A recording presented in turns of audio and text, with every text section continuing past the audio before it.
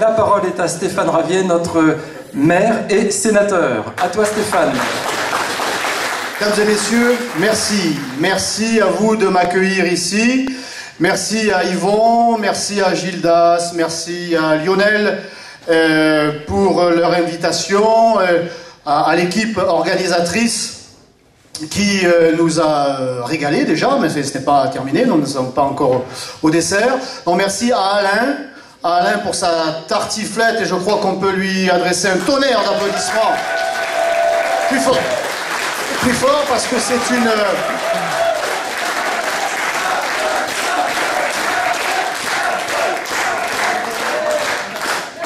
L'émotion l'a gagné, il s'est évanoui, on ne le voit plus. Il est là, ça y est. Merci à Alain de m'avoir rappelé mes origines savoyardes. Parce que je dois, et avant que j'oublie quand même, merci aussi au DPS. Au DPS d'assurer la sécurité de nos réunions ici et ailleurs, même si depuis quelques mois, quelques années, nous subissons moins d'agressivité que nous l'avions subi, nous subissions il y a quelques années encore. Donc merci quand même au DPS pour leur mobilisation, aux jeunes, et encore une fois à vous tous. Et merci donc à Alain de m'avoir rappelé mes origines, parce que je dois commencer cette intervention par un aveu. Je ne suis pas marseillais d'origine. Alors ici, je vois qu'il y a des esprits chagrins. À Marseille, je ne le dis pas trop, mais Ravier, ça vient de Savoie. Mon père était savoyard, et j'ai été adopté par la bonne mère à l'âge de 3-4 ans. Donc j'en ai... bon, je ne vous le dirai pas. J'en ai 45 aujourd'hui, donc on peut considérer quand même que je suis devenu un vrai Marseillais. Et à des moments donnés, je pense que l'accent devrait prendre un petit peu le dessus, même si j'essaie d'avoir, pour la circonstance, comme le fait Jean-Claude Gaudin quand il est au Sénat, avoir un accent un peu plus parisien. Voilà, donc ben oui, je suis parisien maintenant. Je suis parisien. Nous sommes le 26 novembre 2014. Vous avez devant vous, un sénateur et maire d'une partie de Marseille. Ouais. Il y a un an, le 26 novembre 2013, eh bien, j'étais, je ne le renie pas, je n'en ai pas honte, j'étais employé chez Orange. Point barre. Conseiller régional et conseiller d'arrondissement, mais bon, c'est quand même pas la même chose que sénateur-maire. Tout ça pour vous dire quoi? C'est en fait une conclusion, dont je vais en venir en l'introduction. Cela veut dire que, rien n'est impossible à celles et ceux qui sont sur le terrain, qui sont armés de leurs convictions, qui sont soutenus par leurs camarades, parce que le mot camarade n'appartient à personne. Il est le terme qui réunit tous les camarades et les combattants en politique. Il ne faut laisser aucun vocabulaire à qui que ce soit, et encore moins à ses adversaires. Eh bien, avec mes camarades du Front National de la jeunesse, que j'ai rejoint en étant rentré de mon stage parisien, en ayant été facteur. Il n'y a pas de sous-métier, c'est important, facteur. Entre 1989 et 1993, en région parisienne, je suis rentré à Marseille en 1993, et puis j'ai intégré l'équipe du Front National de la Jeunesse, et j'ai commencé à distribuer des tracts devant un lycée. Et puis j'ai distribué des tracts devant un autre lycée. Et puis après, quand j'ai négocié avec mon épouse l'accord que d'aller coller des affiches, ce qu'elle ne voulait pas au début, et elle était encore amoureuse à l'époque, non, elle est toujours un petit peu quand même. Et bien, je suis allé coller des affiches. Et puis après, j'ai dit, bon, ben, j'irai bien, il y a des élections, je garderai bien un bureau de vote. On m'a demandé de garder un bureau de vote. Alors, bon, on a fait le sacrifice d'un dimanche, et puis d'un deuxième dimanche. Et puis après, j'ai dit, ben, il y a le 1er mai, le défilé du 1er mai. Là, il a fallu négocier, là, ça m'a coûté un bouquet de fleurs, sans doute, je me souvenir. Et puis, je suis monté au 1er mai. Et puis, en 95, il y a eu les élections municipales. On cherchait des jeunes pour être sur les listes. Ben, je donnais mon nom. Et il faut dire qu'à l'époque, j'étais ça ne se voit peut-être plus trop aujourd'hui, hyper timide. Très timide, très timide. Et il n'y a rien de mieux que de soigner sa timidité, que d'être candidat et que d'être obligé d'aller à la rencontre de ses compatriotes et pour essayer de les convaincre de voter pour vous. Donc je me suis soigné. Ça va mieux désormais. Et puis voilà, conseiller d'arrondissement 95 dans un secteur du centre-ville de Marseille, et puis candidat sur la liste aux élections régionales en 98, non élu, et puis en 1999, je reprends le secteur des 13e, ce fameux 7e secteur, des 13e et 14e arrondissements à Marseille, les quartiers nord, une partie des quartiers nord, et depuis 1999, j'y ai été candidat à toutes les élections. Et regardez, je m'en porte pas plus mal. Ma maison n'a pas été incendiée. Sur tous les tracts, sur chaque tract. Et Dieu sait que mes amis et moi, nous en avons distribué à chaque fois qu'il y avait un événement dans le secteur. C'est comme ça que l'on s'implante et que l'on est reconnu comme étant quelqu'un qui s'intéresse à la vie du quartier, de l'arrondissement, du secteur de la ville. C'est un travail de longue haleine, de fourmi. J'ai entendu tout à l'heure quelqu'un qui disait « Vous savez, moi je suis qu'une petite fourmi ». Mais une fourmi, plus une fourmi, plus une fourmi, plus une fourmi, ça fait un sénateur-maire. Voilà ce que ça peut faire, les fourmis. Donc ne vous sous-estimez pas, madame. Ne sous-estimez pas votre travail. Et ce travail de fourmi, nous l'avons fait dans ce secteur. 1999, il y avait la crise maigretiste à l'époque, et Bruno Maigret était candidat dans ce secteur en 2001. Donc, j'ai raté le deuxième tour de quelques centaines de voix, et nous avons continué à faire la fourmi. Avec mes camarades du Front National de la Jeunesse, nous étions encore jeunes à l'époque, et puis une élection législative de 2002 d'abord, avec des résultats convenables, déjà au deuxième tour face à une certaine Sylvie Andrieux. Vous en avez peut-être entendu parler, condamnée à 1 an de prison ferme. Voilà, les magouilles ne sont pas l'apanage des Hauts-de-Seine, et ni de l'UMP. Nous avons, nous aussi, dans les Bouches-du-Rhône, nos magouilles, et elles sont plutôt socialistes. Deuxième tour, et puis l'accident de 2007, avec ce braquage électoral de Nicolas Sarkozy.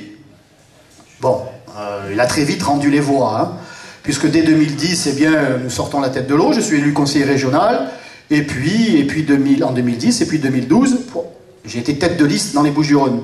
Oui, la fourmi, a fait sa fourmilière, on va dire. Et puis 2012, élection législative, je perds face à Sylvie Andrieux de 700 voix, 49,1%. Comme me l'a dit la présidente Marine Le Pen au lendemain de ces élections législatives, quand nous nous sommes réunis au bureau politique, elle me dit on s'embrasse, les deux meilleurs scores du Front ne sont pas élus. Elle avait fait 49,9, moi 49,1, et nous n'avons pas été élus, c'est tout le système démocratique à la française. Bon, 2014, élection municipale, 7e secteur, 13e et 14e arrondissement, des secteurs, des arrondissements détenus par la gauche depuis toujours, et pour lesquels l'on nous disait qu'ils seraient ad vitam aeternam à la gauche, parce qu'il y avait en plus dans ce secteur, il y a toujours des Français d'origine étrangère qui votent et qui sont des électeurs fidèles de cette gauche. Et une UMP totalement absente, eh bien on nous a dit donc, c'est pas possible, le Front National, c'est pas possible. Eh bien si, ça a été possible. Ça a été possible parce qu'il y a eu tout un faisceau de raisons. Une gauche certes discréditée, une UMP absente, mais surtout un travail des militants du Front National au quotidien, dans ce secteur, en tout cas sous ma houlette, mais il y avait déjà des prédécesseurs, sous ma houlette, pendant 15 ans. Donc encore une fois, lorsque l'on se mobilise, lorsqu'on y croit, eh bien il faut aller au contact, et quand l'on va au contact, régulièrement, eh bien cela finit par payer. Alors moi, c'est le message que j'ai, premier message, c'est celui-là, c'est que il faut, à un moment donné, c'était une affiche du FNJ il y a quelques années, sortir de sa réserve. Cette affiche de Jean-Marie Le Pen avec les plumes d'un chef indien. Sortons tous de notre réserve parce que le moment est venu, j'allais dire. Nous avons le vent en poupe, c'est peu de le dire. L'histoire ne repasse pas les plats éternellement. Il y a des chances qui sont là et qu'il faut saisir. Si nous ne les saisissons pas, d'autres les saisiront en notre place. C'est ce qu'est en train d'essayer de faire à nouveau Nicolas Sarkozy. Vous l'avez entendu et subi comme moi, il nous resserre ces plats réchauffés de 2006-2007, de sa campagne. C'est le patriotisme économique, c'est le combat contre l'immigration, c'est une Europe dont il veut des réformes, c'est sortir de Schengen, c'est une remise en cause du mariage homosexuel, mais sans vraiment le remettre en cause quand même. On voit bien qu'il y a là, encore une fois, une tentative d'hold-up, parce que toutes ces idées-là, des vraies idées, eh bien, elles sont désormais quasiment toutes majoritaires dans l'opinion. Mais, parce qu'il y a un mais, il y a toujours un mais, en tout cas en ce qui nous concerne, il y a encore un petit blocage. On pense comme vous. Vous avez raison sur l'immigration, c'est loin d'être une chance. Cela coûte 70 milliards d'euros par an à notre pays, je dirais sur le plan financier, sans parler des dégâts sur le plan culturel. Vous avez raison sur cette Union européenne. Ce matin, j'ai voté au Sénat contre la participation de la France au budget européen, puisque nous allons payer cette année 800 millions d'euros supplémentaires. Le différentiel est de 10 milliards en notre défaveur. Nous donnons 10 milliards de plus à l'Europe qu'elle ne nous en rend. Sachez-le, parce qu'on en mange tous les jours, hein, grâce à l'Europe. Oui, mais l'Europe ne fait que nous rendre en partie ce que nous lui versons. Et cela nous coûte donc 10 milliards d'euros que nous ne reverrons jamais. Donc sur l'Europe, vous avez raison sur l'insécurité, sur le laxisme de Madame Taubira, qui n'est plus un laxisme qui est tout à fait assumé, comme ça était déjà le cas avec Madame Rachida Dati. Sauf qu'avec l'UMP, on fait des coups en douce. On a honte de mettre en place un système qui fait que moins de 2 ans de prison, vous ne faites pas un seul jour de prison. Ça, c'était Rachida Dati. Bon, ben, avec l'ayatollah Taubira, parce que ce sont des ayatollahs. Ce sont des ayatollahs de la pensée unique. Et elle, c'est 5 ans, moins de 5 ans, en fait, pas un jour de prison, mais elle le dit, elle le revendique, c'est assumé. Avec la gauche, on n'est jamais déçu. C'est toujours ce qu'elle a annoncé qu'elle met en pratique. Bon, donc, dans tous ces domaines, ce libre-échange qui entraîne le départ de nos industries, et même de notre matière grise, l'immigration entraîne aussi une émigration. Nos jeunes ne trouvent plus de débouchés après avoir fait des années d'études, avoir des diplômes, en veux-tu, en voilà, concurrencés par une immigration choisie, disait Nicolas Sarkozy. Eh bien, ils sont obligés de s'expatrier, d'aller travailler en Grande-Bretagne, aux États-Unis, au Canada, en Australie, parce que même lorsqu'ils trouvent un emploi, ils sont, n'est-ce pas, ils vont rackettés par ce fisc français que le monde entier ne nous envie pas. Parce que c'est le premier des escrocs, c'est vraiment le fisc français. Au plus vous travaillez, au plus vous êtes méritant, et bien au plus vous êtes sanctionné. Voilà, ça c'est le fisc à la française. Donc les Français sont d'accord sur tout, quasiment, de façon quasiment majoritaire, mais Front National, c'est sulfureux quand même.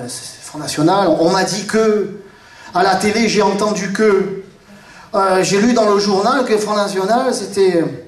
Donc il faut davantage de militants, de Français comme vous, comme ces jeunes, comme les moins jeunes, on va dire les expérimentés comme moi. Tu rigoles, jeune homme, mais ça va arriver vite, hein. Ça va arriver vite. J'ai eu un enfant et un jour je me suis réveillé, il avait 20 ans. C'est curieux, parce que j'ai encore en mémoire, quand j'étais responsable du Front National de la Jeunesse, eh bien, ça a 20 ans. Voilà, ça passe très vite.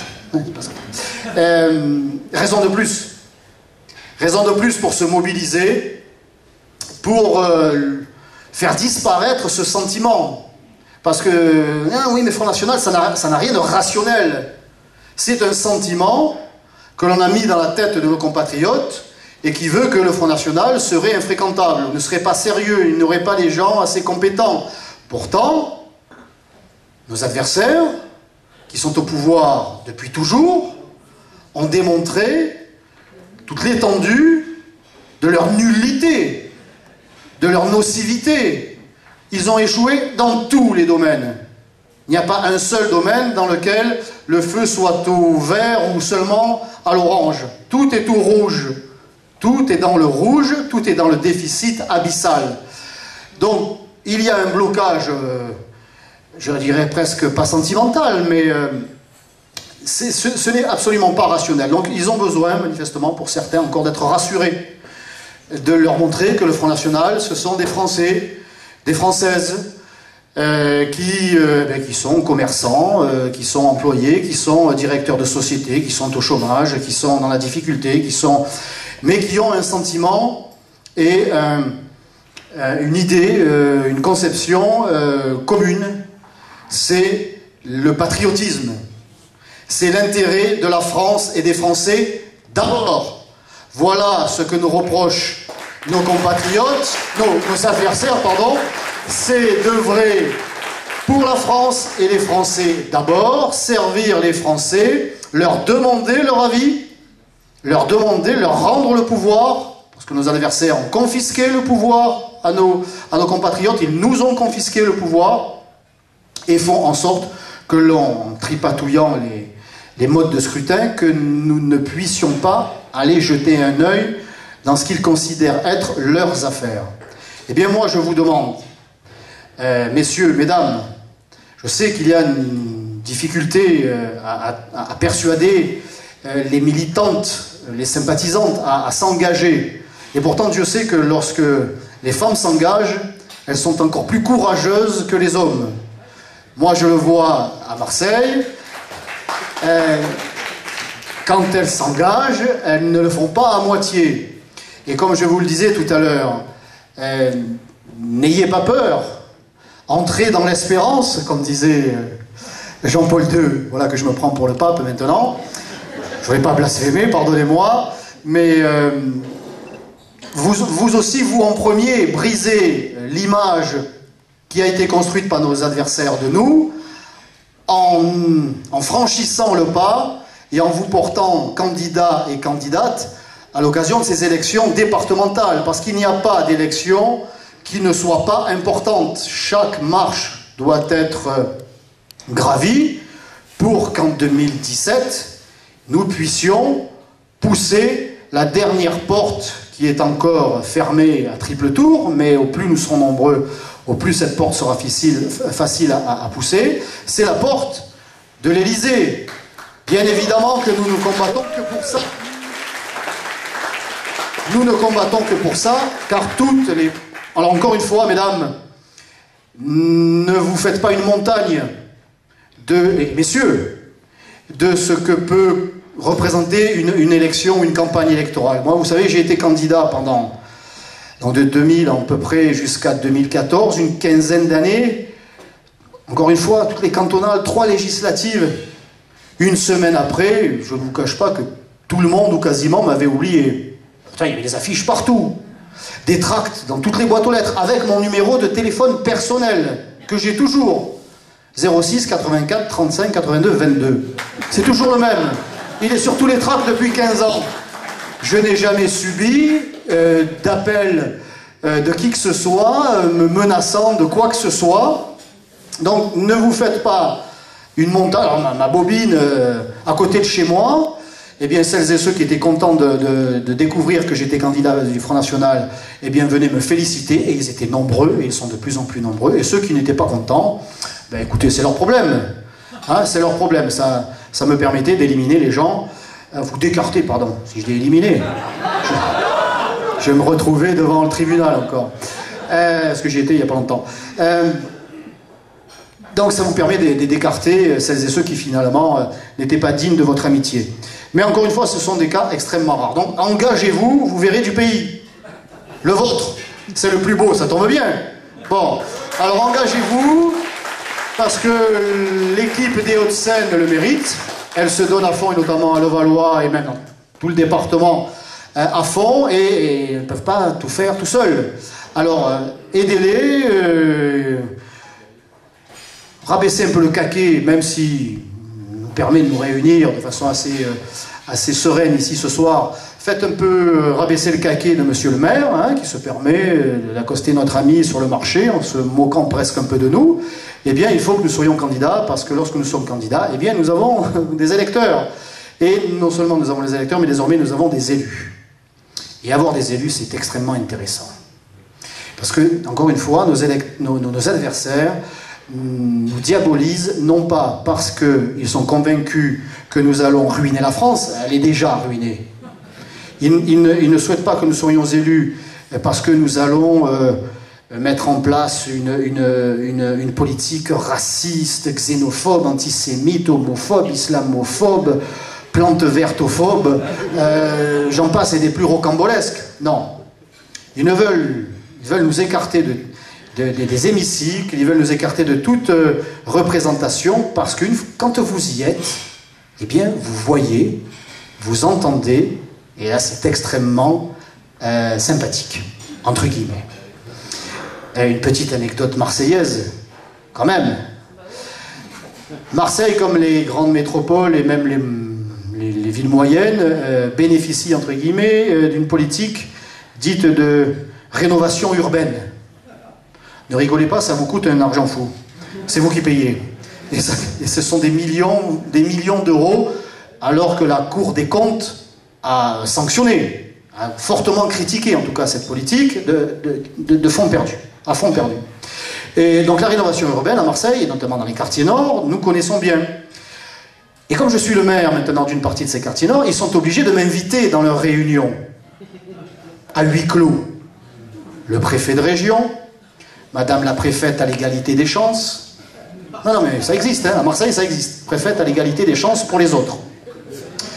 Le commissaire, les bailleurs, le représentant du conseil général, du conseil régional, enfin il y a là toute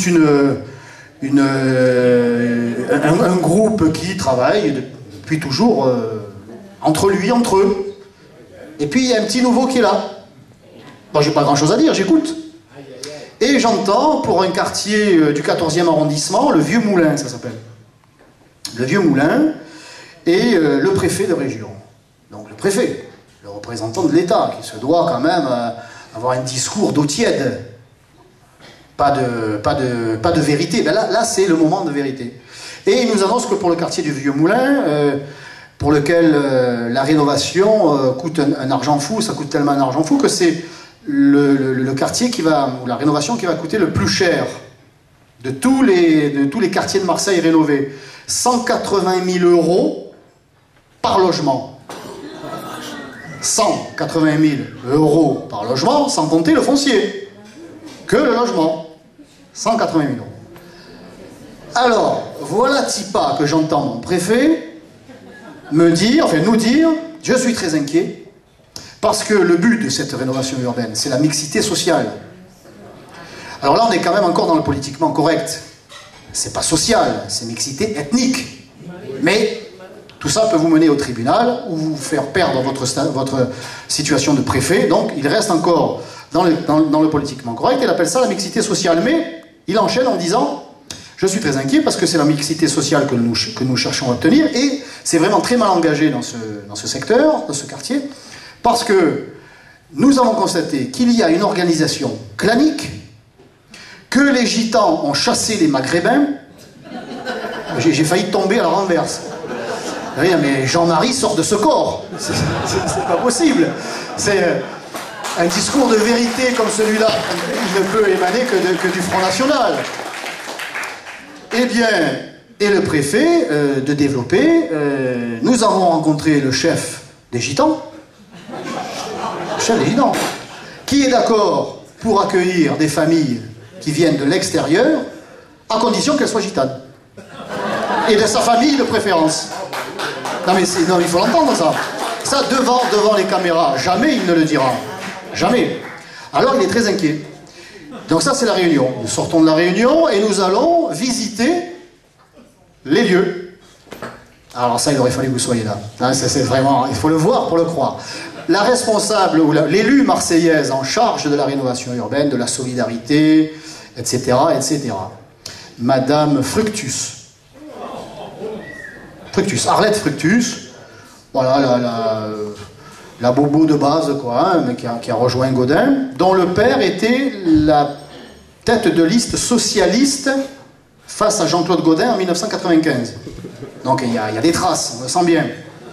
Et nous visitons le centre, il y a déjà des policiers de la BAC qui montrent bien le 357 qu'ils ont sur eux, parce que nous sommes quand même dans un quartier assez bouillant, quoi.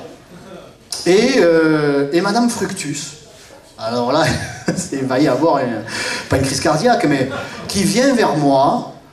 Alors ce sont des immeubles comme ça, en strates, des petits immeubles.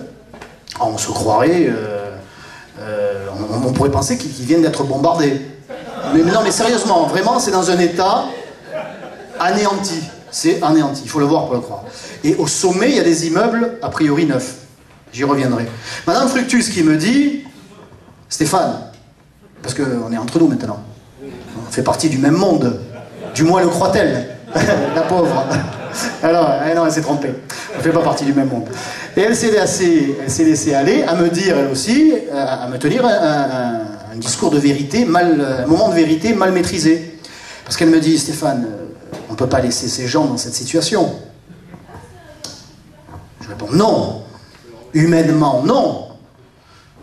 Je peux les renvoyer. Humainement, non. Mais avant que j'ajoute une critique, elle me dit, mais ça servira à rien. Je dis, ben non, ça servira à rien. Ça servira tellement à rien, parce que nous avons visité l'ensemble, à la fois de ce qui était dévasté, mais c'est dévasté de l'intérieur, hein, il n'y a jamais eu de bombardement. Hein, bon. Et au sommet, c'est un endroit, un promoteur, il arrive, il bave. C'est une vue sur toute la rade de Marseille, c'est les quartiers nord, ce sont les plus beaux quartiers de Marseille. Ce sont les plus beaux quartiers de Marseille. Mais ils ont été saccagés. Bon, par les responsables politiques qui ont choisi de bétonner. Et par des mœurs et coutumes de certains qui... bon, bref. La preuve. Je regarde ces immeubles dont on m'avait dit qu'il y avait une rénovation. J'ai dit, mais ils ont combien d'années, ces immeubles? Et le bailleur, un peu gêné, me dit 2 ans. Et il me dit, et dans quelques années, il faudra lancer un programme de rénovation. On ne dit pas je jure, hein, mais je l'ai lancé à la figure et à l'oreille de Madame Fructus, en plein conseil municipal. Je lui ai osé me dire que je mens. Voilà, devant la représentation municipale, Gaudin, qui était là, qui souriait, parce que ça l'amuse de voir ces jeunes loups qui voudraient sa place se faire un petit peu avoiner. Eh bien, évidemment qu'en conseil municipal, elle ne s'est pas permise de me contredire. Bon, mais le bailleur me dit, il faudra lancer un programme de rénovation dans quelques années. Puis il me dit, et demain on revient avec la police, parce qu'il y a des habitants qui se servent de box pour les véhicules, et ils ont transformé un box et ils font des pizzas. Ils l'ont transformé en pizzeria, mais sans aucune norme pour évacuer les fumées, ce que vous voulez. Voilà. Voilà l'exemple. Alors ne croyez pas que ce soit un cas isolé. Il est symbolique. Et il est connu désormais, parce que je ne cesse de le répéter partout où je me rends. Et c'est comme ça partout ailleurs. Et ce sont des centaines de millions d'euros qui partent comme ça en fumée au nom d'une idéologie qui voudrait, qui exige même que les Françaises et les Français se saignent pour continuer à développer cette désastreuse politique d'immigration qui veut qu'aujourd'hui, eh bien, ça soit un échec total à tous les niveaux, mais cette classe politique a décidé, coûte que coûte, même si elle est consciente quelque part qu'elle est sur le Titanic, eh bien, que nous allions couler tous ensemble. Eh bien, non. Le Front National, lui, il dit non, nous ne coulerons pas. Nous avons décidé, nous, de ramener le bateau France en cale sèche et de réparer. Il y a des gros travaux, hein. Il y a des gros travaux. Mais nous ne voulons pas couler. Voilà. Donc il faut continuer à se battre, plus que jamais, parce que il n'y a que nous. Il n'y a que nous. Cet exemple de rénovation urbaine, elle est soutenue tant par la gauche que par la droite. Enfin, la droite. La fausse droite. Celle qui est à droite 3 mois avant les élections. Et qui prend des ministres socialistes une fois élus. Hein, Nicolas Sarkozy, le Karcher, le patriotisme économique, une fois élu, il nous prend Frédéric Mitterrand, Jouillet, qui avait encore Kouchner. Ah mais j'en ai rêvé, la droite l'a fait quoi. Est-ce que la gauche, elle, prend des ministres de droite? Non, elle n'est pas si bête. Bon, c'est-à-dire quand la droite gagne, elle est toujours honteuse de gagner, alors, elle prend toujours des élus socialistes ou de gauche avec elle. Bon, donc il n'y a vraiment plus que nous. Moi je le constate depuis quelques semaines au Sénat, ils sont d'accord sur tout. J'ai proposé un amendement pour taxer comment on appelle ça déjà, la surspéculation, si on peut dire, la spéculation intraday. C'est-à-dire qu'il y a des spéculateurs, je ne parle pas des chefs d'entreprise, là je parle vraiment de l'économie financière, de la financiarisation de l'économie. Donc il y a des spéculateurs qui sont devant leur ordinateur, qui achètent des actions, qui les revendent 10 secondes après. Il y a même des ordinateurs qui sont programmés pour ça, il n'y a même plus d'intervention humaine. Ce sont des milliards d'euros comme ça qui naviguent et cela engraisse quelques traders. Donc nous avons proposé qu'il y ait une taxe sur cette manne financière. Eh bien l'UMP, comme le PS, eh bien ils l'ont rejeté. Ils l'ont rejeté. Ils préfèrent augmenter les taxes sur les ménages, 80 impôts en 4 ans, hein, 2 ans de sarkozysme et 2 ans de François Hollande, 40 impôts ou taxes chacun, un partout ou 40 partout, la balle au centre. Et ça continue. Donc là, l'Union européenne ce matin, ils sont tous d'accord pour augmenter de 800 millions d'euros notre participation au budget européen. Ils sont d'accord sur l'aide médicale d'État. Alors ça sera abordé au Sénat vendredi soir, non samedi, donc malheureusement nous ne pourrons pas défendre notre amendement, puisque nous serons à Lyon, comme vous tous, mais ils sont d'accord à quelques vocabulaires près, à quelques formules de vocabulaire près, voilà. Il n'y a vraiment plus rien à attendre de ces gens-là. Aussi sympathique dans les déclarations soient-ils quelques semaines avant les élections, comme le maire ici, comme Sarkozy et comme tant d'autres. Nous ne pouvons plus compter que sur le Front National, nous l'avons su, nous l'avons compris il y a longtemps, pour certains d'entre nous. Nous sommes la seule voie de secours, la seule issue pour que la France retrouve son indépendance. Là aussi, ils sont tous d'accord et ils l'ont fait pour transférer notre souveraineté budgétaire, financière, diplomatique, enfin, migratoire, militaire, que ce soit à Bruxelles ou à l'OTAN. Ça c'est clair, c'est signé, c'est même revendiqué désormais. Alors il faut, je sais que c'est facile à dire, il faut, et au risque de vous paraître un peu présomptueux, voire prétentieux, je dirais que je suis un peu l'incarnation de ce... Quand on veut, on peut. Et je ne suis pas le seul. Et vous n'êtes pas seul. Il y a des gens qui n'osent pas et des gens de qualité. Pour certains qui se disent, mon Dieu, au Front National, ils n'ont peut-être pas les gens compétents. Moi, je vois dans ma mairie de secteur, les jeunes élus que j'ai avec moi, ils sont bouillonnants d'envie et de talent. C'est pas très compliqué, la politique, en réalité. Vous savez, nous avons des collaborateurs. Bon, moi, c'est vrai que j'ai fait HEC. Hautes études de collage. C'est pas donné à tout le monde. Bac plus 3 mois. Bac plus 3 mois. Hautes études de collage. Et j'ai avec moi mon directeur de cabinet à la mairie de secteur, qui est aussi un peu mon collaborateur au Sénat.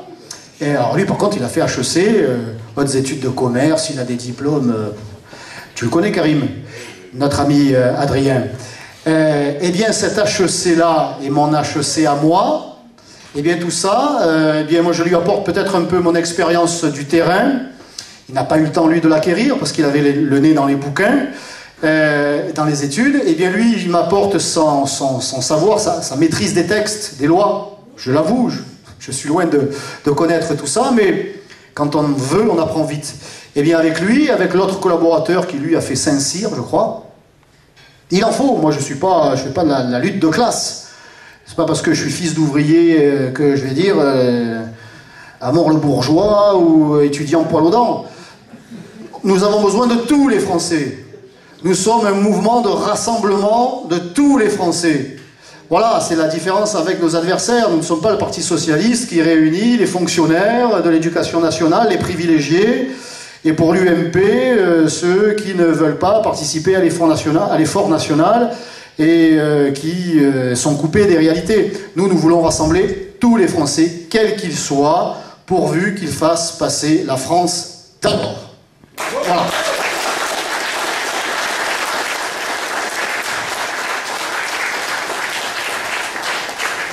Le souci, c'est que je m'auto-alimente.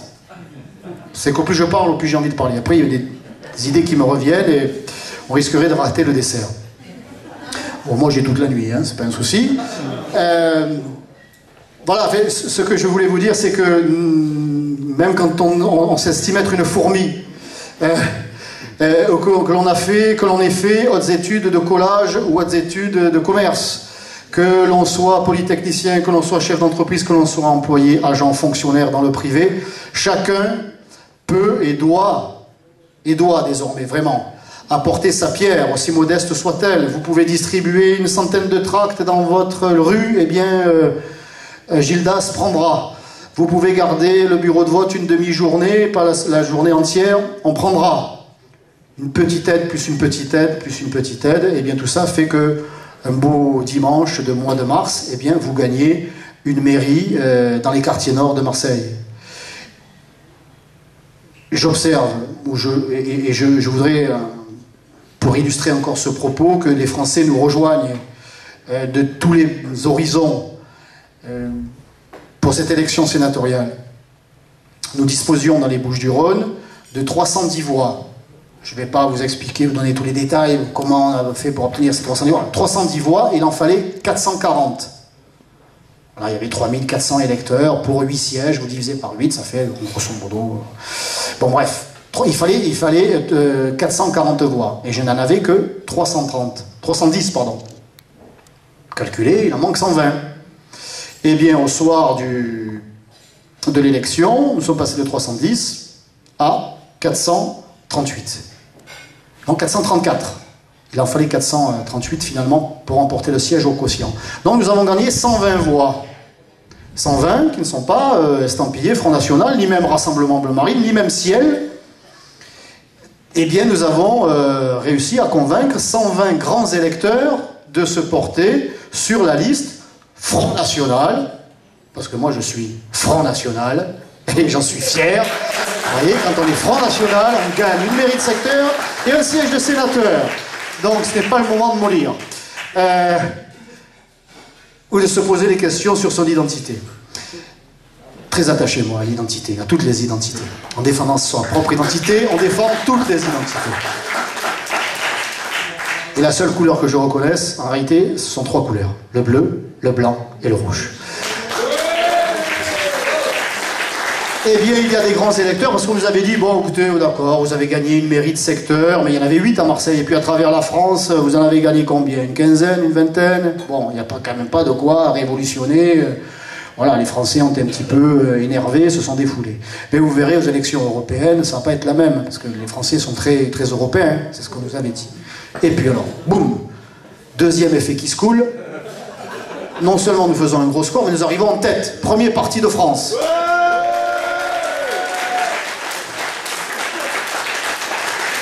Oui, d'accord, vous êtes premier parti de France, mais les élections européennes, c'est pas si représentatif, il y a eu beaucoup d'abstentions, bon, on ne peut pas en tirer des conclusions définitives sur la situation politique de notre pays, blablabla, du Hamel, toujours les mêmes, qui se trompent depuis 30 ans. Mais, il va y avoir les élections sénatoriales. Et là, c'est plus pareil. Là, ce sont les grands électeurs.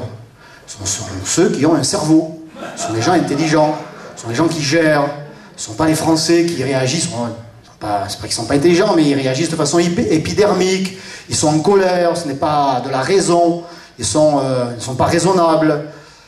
Donc là, on va faire un électorat qui, lui, ne peut pas apporter son soutien au Front National. Troisième effet qui se coule, pas un sénateur, mais 2 sénateurs. Parce que moi, j'ai gagné 120 voix, mais le camarade Rachlin, il en a gagné 200. Il a encore fait mieux. Ces Varois nous poseront toujours des problèmes.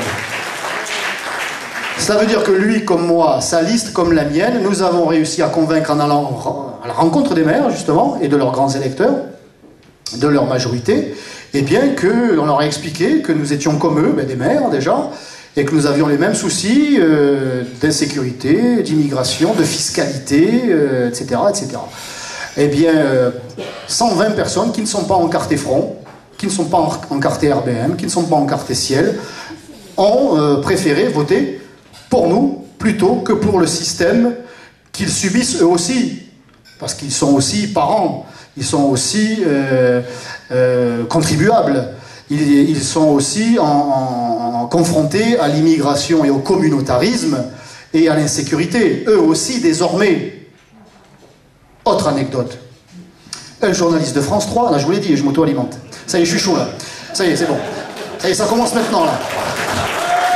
Alors, un journaliste de France 3, c'est le monsieur politique de France 3 Région. Un type sympa, et il habite dans mon secteur, dans le 13e arrondissement. Alors, il est journaliste. Moi, je ne vais pas détailler sa vie privée, mais sa femme est avocate, donc il habite dans un quartier sympathique du 13e. Parce qu'à Marseille, c'est pas comme à Lyon ou à Paris. À Marseille, vous avez un noyau villageois, puis une cité, puis 500 mètres un noyau villageois, puis une autre cité, ce qui fait que tout est imbriqué dans Marseille. C'est à l'extérieur de Marseille où c'est les coins les plus calmes. Bon, donc lui, il habite quand même dans Marseille, dans le 13e, et ça fait des années que l'on se connaît, qu'il m'interviewe, qu'il interviewe les gens du Front, et toujours ce discours, le Front National, il ne dit pas qu'on devrait avoir honte, mais vous savez comment ils font. Il est comme ses collègues parisiens.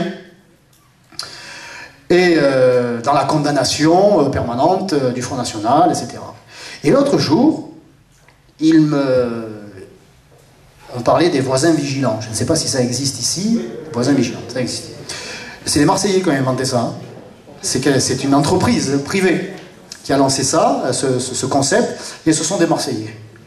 Et c'est les Marseillais aussi qui ont fait les caméras du petit robot qui est allé sur la comète. Non mais on n'est pas si... Il n'y a pas que le foot à Marseille, hein. Il y a aussi les gens qui réfléchissent. Même s'il faut quand même aussi réfléchir au foot. Mine de rien. Et qu'est-ce que je disais? Je ne sais plus. Oui, alors le journaliste. Pardon. Le journaliste, il m'a dit... on parlait des voisins vigilants, et la première association, ou le premier quartier qui s'est organisé en voisins vigilants, c'est un quartier qui est non loin de chez lui.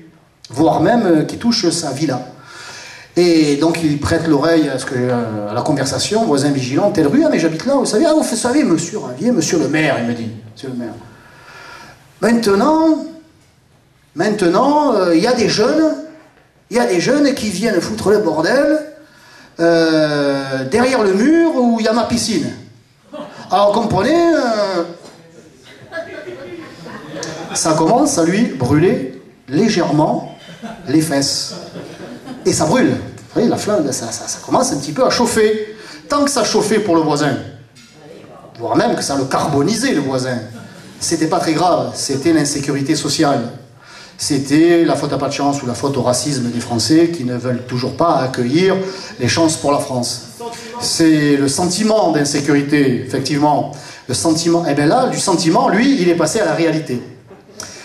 Et ben, peut-être que dans quelques mois, il va rejoindre le ciel. Le ciel de Karim, hein, pas le ciel ou le RBM. Voilà. Dès que ça commence à les chatouiller, ben, ça ne les fait pas rire. Ils sortent de l'idéologie, du concept, pour toucher la réalité. Et cette réalité, eh bien, nos compatriotes en sont quasiment tous désormais, à part quelques poches. C'est vrai qu'à la rue de Vaugirard, on n'est pas trop impacté par l'insécurité, l'immigration, c'est sûr que c'est assez différent. Mais ça se rapproche. Ça se rapproche. L'inquisition ou le racket fiscal touche tout le monde. Il n'y a pas une famille où il n'y a pas un chômeur, voire un pauvre. Entre 8 et 9 millions de pauvres dans ce pays qui se dit l'un des pays les plus riches du monde. Et qui continue à faire des cadeaux à la terre entière. Petite anecdote. Pour le vote sur la surfiscale, la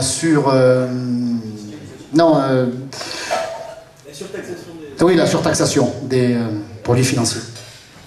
Les communistes ont présenté à peu près le même amendement. Ils voulaient lui aussi taxer la spéculation, la surspéculation, l'hyperspéculation. Après tout, un communiste peut lui aussi dire qu'il fait jour à midi, hein, c'est pas exclu. Et c'est ce qu'ils ont fait, la spéculation, à un moment donné, c'est trop, donc il faudrait taxer. Mais, comme ils sont dans la haine de soi, ils proposaient, eux, d'utiliser la taxe et en l'attribuant aux pays du Sud. Ils sont toujours dans l'auto-contrainte, dans l'auto-flagellation, comme si nous n'en avions pas besoin de faire cadeau de ces taxes aux pays du Sud qui ont besoin de se développer. Nous, nos 9 millions de pauvres, nos 5 millions de chômeurs, celles et ceux qui dormiront dehors cet hiver, celles et ceux qui remplissent déjà, même si ce ne sont pas tous des descendants des Capétiens et des Bourbons, qui rempliront les salles des restaurants du cœur. Bon, mais ceux-là, manifestement, le Parti communiste et le Front de gauche ne savent même pas qu'ils existent. Donc, encore une fois, les voyants sont au rouge dans tous les domaines. Toutes les familles sont impactées. L'insécurité vire à la barbarie. À la barbarie. Vous en voulez des anecdotes à Marseille? Bon. À quelle heure ils ferment les transports en commun ici? J'ai entendu, il y a 48 heures, on m'informe, tir d'armes à feu à l'hôpital Nord. L'hôpital Nord, c'est pas mon secteur. C'est dans le 15e arrondissement. C'est chez Sainte Samia Gali. Vous en avez entendu parler de Samia Gali? Bon, c'est dans son secteur. Je vous dirais que j'écoute. Ah oui, bon d'accord. Bon alors, quoi d'autre? J'en arrive moi-même, presque, à ne plus être... je suis quand même interpellé, mais je suis même plus scandalisé. Si, je suis scandalisé, mais je suis plus surpris. Je suis plus surpris des coups, des tirs d'armes à feu dans les hôpitaux, dans les rues.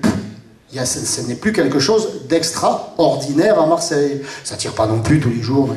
Ça, mais c'est le danger de la banalisation, de l'insupportable.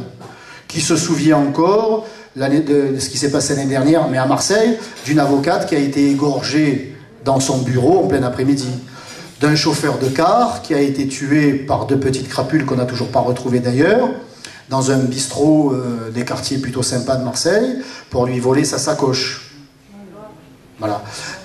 Qui se souvient de ce jeune homme qui a été lui aussi poignardé. Ça devient une mode à Marseille, ça, le couteau. Le couteau, oui. Qui a été poignardé à 300 mètres du commissariat de la Canebière, en plein milieu de la journée, en plein cœur de la journée. Qui s'en souvient? Personne. Une horreur, j'allais dire, en chasse une autre, tellement rapidement que l'on finit par les oublier. Le viol, ça n'existe, à croire que ça n'existe pas, ce n'est même plus au stade de la banalisation, c'est complètement nié. Il faut faire attention à ce que je dis parce que ça m'a valu une campagne de presse, cette histoire de viol. Mesdames, croyez bien, si vous en avez entendu parler, que jamais je n'ai souhaité légaliser le viol, hein, parce que c'est le procès qu'on m'a fait. Je dénonçais au contraire le fait que ça soit tellement banalisé qu'on n'en parle même plus. Il n'y a jamais dans le journal La Provence à Marseille le fait qu'on rapporte qu'une femme a été violée, ce qui est évidemment insupportable, le mot est faible, parce que ça fait partie des banalités aujourd'hui. C'est rentré dans la banalité, ce que moi, évidemment, je refuse, je condamne. Les Kalachnikov, entre 300 et 400 € dans les cités. Si vous voulez passer commande, 06 84 35 22 22. Je transmettrai. La drogue se vend J'ai été accosté par une maman l'autre jour alors qu'on inaugurait une crèche. Elle m'a montré les photos. Vous voyez le jardin de Picon-Busserine, ce quartier du 14e arrondissement, couvert de détritus. Quand est-ce que vous le faites nettoyer? J'ai dit, madame, nous avons contacté, nous avons essayé de convaincre l'entreprise qui est censée nettoyer ce jardin d'y retourner, mais elle ne veut pas y retourner parce que les employés sont menacés par les dealers. Les dealers se servent de ce jardin d'enfants pour leur commerce, entre guillemets. Et la police ne se dérange même plus. Même plus. Parce qu'il n'y a pas assez d'effectifs, et même quand ils les arrêtent, un quart d'heure après, ils sont dehors. Merci, Christiane. Merci, Christiane, et merci, comment il s'appelle, le nouveau ministre de l'Intérieur, déjà Cazeneuve. Cazeneuve. Cazeneuve, mais vieille recette, socialiste. Parce que c'est le laxisme, on fait des effets d'annonce, mais dans la réalité, dans le monde réel, la banalisation de l'insécurité à Marseille est une vérité. On ne parle même pas de la classe politique plus ou moins corrompue. Jean-Noël Guérini, le triple médaillé de la mise en examen. La 4e sera gratuite, comme les pizzas. 3 achetés, une offerte. 3... Détention d'armes. Détention d'armes. Prise illégale d'intérêt. Enfin, il y a des trucs de mafieux incroyables. Incroyables. Cela n'a pas empêché d'avoir des accords avec Jean-Claude Gaudin à l'occasion de ces élections municipales. Sylvie Andrieux, condamnée à 1 an de prison ferme. 1 an de prison ferme, il faut en avoir fait aujourd'hui, hein, quand on est responsable politique, pour être condamné à de la prison ferme. Ben, il est toujours député. Hein. Toujours député. Condamnation aggravée en appel. 3 ans d'inéligibilité, elle en a pris 5. Elle a fait appel, encore, elle fait aller en cassation. Cassation, la cassation, c'est pas avant juin. Alors je l'ai vue aux cérémonies du 11 novembre, elle est nature peinture. Hein. Alors elle est sereine. Sereine, mais comme si de rien n'était. Ils se sentent au-dessus des lois. Ils se sentent au-dessus de ce qu'ils ont osé appeler la France d'en bas. Nous ne sommes pas la France d'en bas ni d'en haut, nous sommes, et vous êtes, la France. Donc la France, désormais, elle doit reprendre les rênes de son destin. Parce que les autres ne les lâcheront pas comme ça. Hein. Donc nous allons devoir les prendre, pas par la force démocratique, par la voie des urnes, parce que c'est le chemin que nous avons choisi d'emprunter. En face, eux, ils sont armés. Les crapules de banlieue, de cité, nous n'avons qu'une seule arme. Et c'est tant mieux. Car moi, je ne souhaite pas que la situation dégénère. J'ai des enfants, j'ai pas envie de les jeter dans une situation plus conflictuelle encore. Notre seule arme, c'est le bulletin de vote. Il faut convaincre nos compatriotes de l'utiliser à l'occasion des élections départementales, à l'occasion des élections régionales qui précéderont et qui précèdent cette fameuse élection et ce fameux rendez-vous de 2017. 2017, il y aura un seul 2017. Moi, enfin, à mon avis, hein, c'est maintenant ou jamais. Parce que s'il faut attendre 5 ans de plus, avec les événements, les transferts de souveraineté, la politique d'immigration et le communautarisme qui se développe, ensuite ça pourra peut-être se régler, mais de façon moins démocratique. Et moi je ne le souhaite pas, qu'on se le dise, je regarde la caméra en face, je suis pour le règlement démocratique. Donc c'est maintenant ou jamais que les choses puissent être prises en main par des gens sérieux, par des gens qui ont autour d'eux des gens de qualité, n'est-ce pas Karim? Voilà, quelqu'un de qualité, et il y en a plein ici, mais qui n'osent pas, qui sont timides. Voyez comme je me suis soigné. Et il faut sortir vous-même de votre réserve, aidez nos compatriotes à sortir de la leur, pour qu'en 2017, après avoir bataillé, guerroyé à coups d'affiches, à coups de tracts, à coups de visites de quartier, avec l'aide de la Providence, eh bien Marine nous donnera la victoire. Merci à vous.